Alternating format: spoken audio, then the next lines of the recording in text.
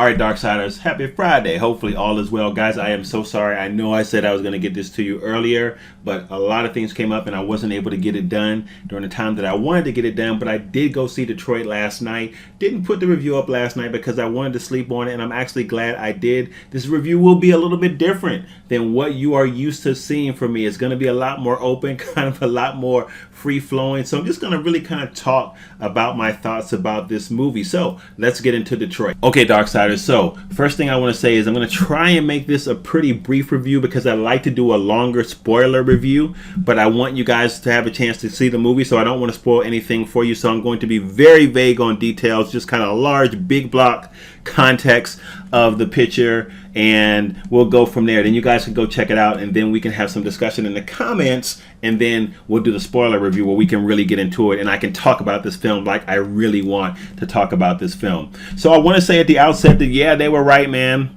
The folks who said that this movie was hard to watch, yeah, they were right. And the folks who said that you were going to be angry when you came out of this movie, yeah, they were right. Because it was both hard to watch and I was upset when I came out of this movie. That said, this is a very, very good film. In terms of cinematic storytelling, this thing is amazing. This is a film that's directed by Kathryn Bigelow. She also directed The Hurt Locker and Zero Dark 30.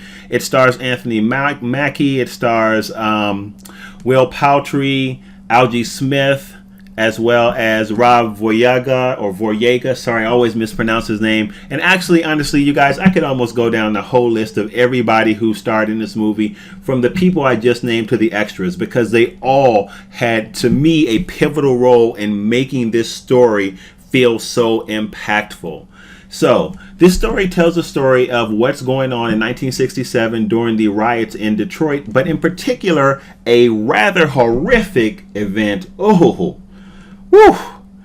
That happened at the Algiers Hotel. You guys, this thing was so horrific. Some people, when you hear them talk about it, they're actually slating this as a horror movie. Now, I don't want you to worry about that because it's not a horror movie in the sense that you would think horror movie, but it is horrific in terms of some of the things that the folks had to endure in this hotel. So again, I want to be careful because I don't want to share too much. But one of the things the film does is it really does a good job of setting up the whole context of what's happening in Detroit as the riots are erupting. And what I like about it is it doesn't actually just focus on the events of the riots, but it also focuses on what's happening to everyday folks in Detroit, people who are not necessarily being impacted by the riots yet. They don't even know that the riots are going on. So what's really nice is that it creates this story where you get like this broad look of just kind of life in Detroit and life in the midst of the riots as they're starting to brew. So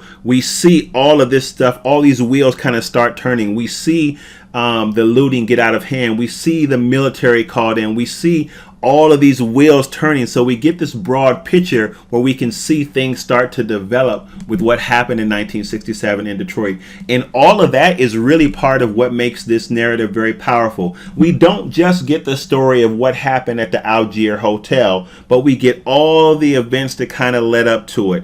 And all of that makes this thing so engrossing. Some people actually complained about that because they were confused as to what this movie's focus was. Are we focusing just on the riots, or are we focusing on the events in the Algiers Hotel? But I do believe that the director's purpose was to tell everything that was kind of happening at this time and then just key in on what happened in the Algiers Hotel. So all of what we see leading up to the events that happen at the Algiers Hotel really is what helps to make this narrative so powerful. I think that if you had cut those things out, I don't think that this movie would necessarily be as powerful as it could have been. And I certainly don't think it would have had the context of the event that was happening. It would not have showed that as well. So that said, you guys, there are some things that happen in this movie that, mercy. When you see them, there's one scene in the beginning of this film, and when you see it, I mean, when the whole thing just kind of unfolds, your heart, man, it just sinks because you're just like, oh no. I mean, you're literally like, just what just happened? What did I just see? In the whole theater, we almost all at the same time, we were like, oh no.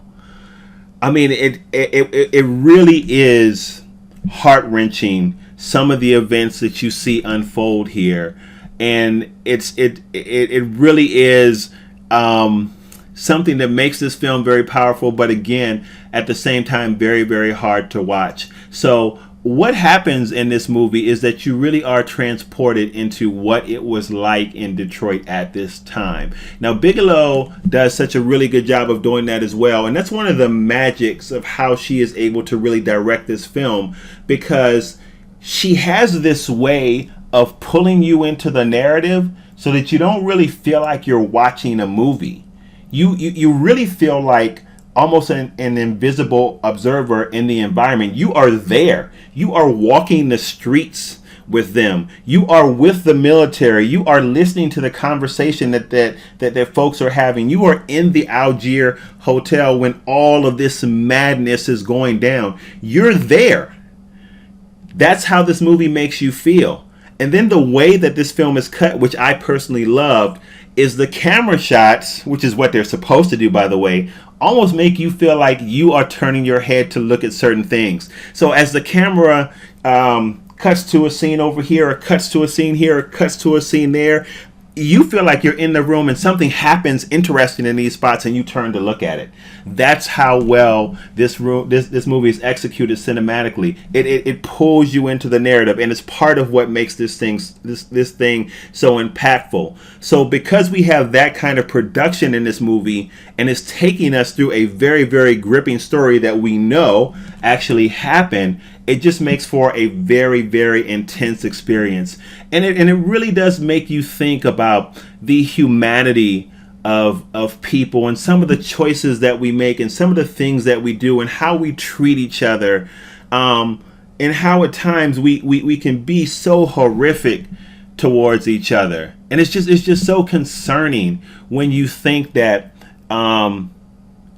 people have these different ideologies, or people have these different thoughts, or these different attitudes towards other people. And I think it is particularly relevant today, especially as it relates to some of the disposition that we see in this film, as it relates to the police and how they react to the African American community, because we do see some of that going on today. No, I'm not saying that it happens with all police officers. Certainly it does not. It was not that way in the film. Every officer was not portrayed that way, because every officer is not that way.